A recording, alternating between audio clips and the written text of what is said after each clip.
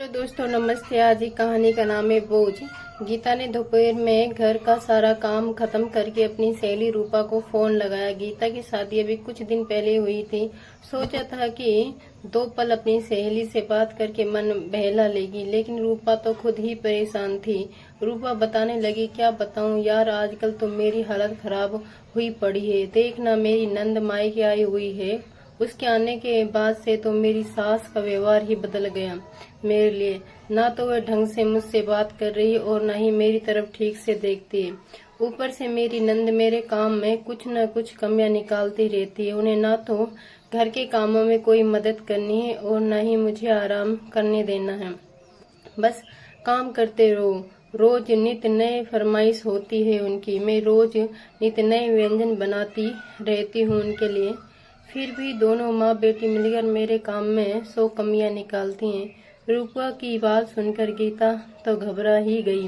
उनकी अभी नई नई शादी हुई थी, तो वैसे तो उसकी सास का स्वभाव उसके प्रति बहुत ही अच्छा था और नंद भी फोन पर ठीक से बात कर लिया करती थी। लेकिन उसकी नंद शोभा गीता की शादी के बाद एक बार भी मायके नहीं आई थी, इसलिए नंद के साथ रहने का उसे अनुभव ही नहीं था। वे सोच में पड़ गई कि पता नहीं जब मेरी नंद आएगी तब मेरे साथ कैसा व्यवहार करेगी। कुछ दिनों के बाद गीता को पता चला कि उसकी नंद शोभा मायके आने वाली है। गीता खुद के दिल को समझाने लगी कि कोई बात नहीं, अगर नंद घर के कामों में उसकी मदद ना भी करे तो कोई बात नहीं, लेकिन कम से कम मुझे ताने ना मारे, मेरी छोटी छोटी बातों में कमियां ना निकालें, बस मुझे और इससे ज्यादा उम्मीद नहीं है। घर के कामों में तो मैं बस सब कर ही सकती हूँ। देखते ही गीता की नंद शोभा के आने का दिन भी आ गया। गीता अपने मन में हजारों उलझने लिए हुए सुबह से तैयार करने में लगी हुई थी। शोभा जैसे ही घर पहुंची वह दौड़कर अपनी भाभी के गले लग गई। गीता को तब ऐसा महसूस हो जैसे उसकी कोई पुरानी सहेली उससे बरसों बाद मिल रही हो। फिर भी संयंस का कीड़ा उसके मन में अभी भी चल रहा था। वह सोचने लगी, अभी तो बस शुरुआत ही है, पता नहीं आगे क्या होगा। भगवान करे सब अच्छा ही हो। गीता रसोई में जाकर लंच की तैयारी करने लगी। थोड़ी देर बाद शोभा भी रसोई में आ गई और बोली, क्या बात है भाभी, आज क्या बना रही हो आप?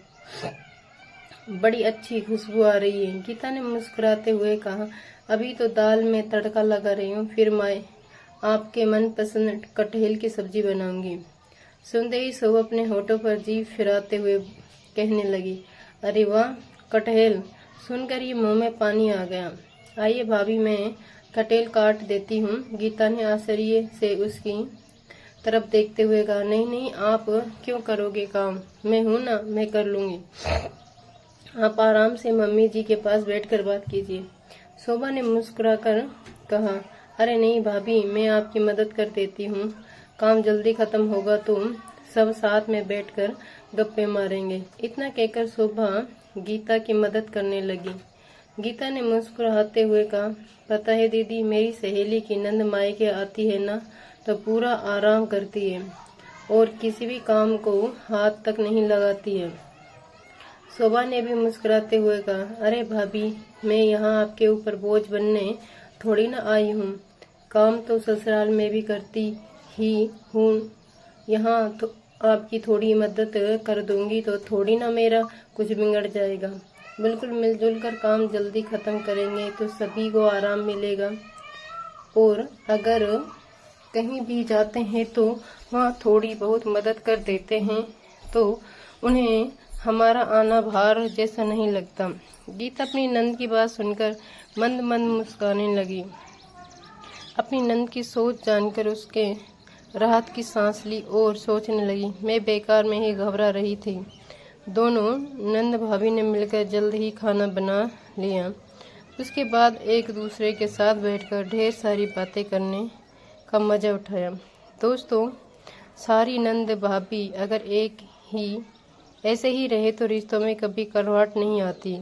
आपकी क्या राय है इसके बारे में कमेंट जरूर बताएं। अगर दोस्तों आपको ये कहानी पसंद आई है तो कृपया चैनल को लाइक कीजिए, शेयर कीजिए, सब्सक्राइब कीजिए।